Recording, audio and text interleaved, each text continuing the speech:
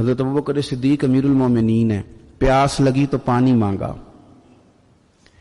لوگوں نے شہد ملا کے پانی پیش کیا، پانی منہ کے قریب گیا تو جناب صدیق اکبر کے بغیر کسی اختیار کے چھم چھم آنسو بہے، اتنا روئے کہ لوگ کہتے ہمیں پتہ کوئی نہیں تھا بات کیا ہے، پر ابو بکر کا رونا دیکھ کے ہمارا بھی رونا نکل گیا، پتہ نہیں تھا ہوا کیا ہے، کس وجہ سے رو رہے ہیں یہ نہیں پتا تھا، ان کو روتے دیکھا تو ہم بھی رو پڑے۔ دیر تک وہ آہیں لیتے رہے، سسکیاں بھرتے رہے، آنسو بہاتے رہے، تڑپتے رہے، لوٹ پوٹ ہوتے رہے، عجیب کیفیت ہم نے دیکھی۔ بڑی دیر کے بعد وہ سنبھلے، عرض کی امیر المومنین ہمیں بھی بتلائیے، اتنے آنسو۔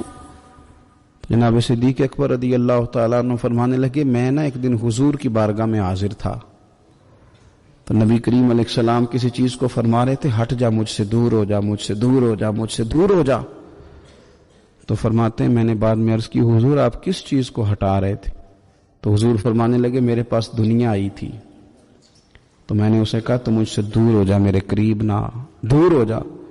تو حضور فرماتے ہیں وہ مجھ سے چلی گئی پر جاتی دفعہ کہہ گئی ہے کہ حضور آپ نے تو مجھے اپنے سے دور کر دیا پر آپ کے بعد والے مجھ سے بچ نہیں سکیں گے، وہ مجھے قبول کر لیں گے، وہ مجھے بڑی بڑی سیف الماریوں میں جگہ دیں گے، وہ تجوریوں میں بھر لیں گے، وہ مجھے رکھ لیں گے، پسند کر لیں گے۔ حضور نے فرمایا تو ہٹ جا۔ حضرت صدیق اکبر فرمانے لگے میں پانی مانگتا ہوں، مجھے شہد دیتے ہو، مجھے دنیا دار نہ کر دینا، مجھے اس آسانی میں مبتلا نہ کر دینا، مجھے ڈر لگتا ہے ان لوگوں میں نہ ہو جاؤں جن پر دنیا پھیلا دی گئی، پھر وہ اللہ کے ذکر سے غافل ہو گئے۔ بھائی کتنے دکھ کی بات ہے کہ کچھ لوگوں نے پچھلے رمضان شریف کو قرآن مجید کھولا تھا اور اگلا رمضان آ گیا ہے، ابھی تک لوگوں نے قرآن شریف دوبارہ نہیں کھولا، یعنی ایک مہینے میں بھی ایک قرآن شریف ہم ختم نہیں کر پاتے۔ کیا ہم روز فون نہیں سنتے؟ کیا ہمارے پاس جو SMS آتے ہیں ان کے جواب نہیں دیتے؟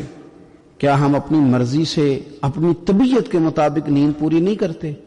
کیا ہفتے میں 1-2 دفعہ ہم باہر سے جا کے کھانا کھانے کا پلان نہیں کرتے؟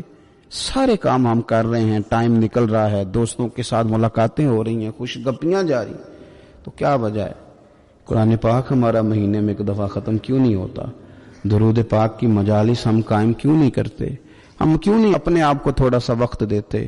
کیوں نہیں ہم اپنی روحانی زندگی کو آباد کرنے کے لیے تھوڑا سا آگے بڑھتے؟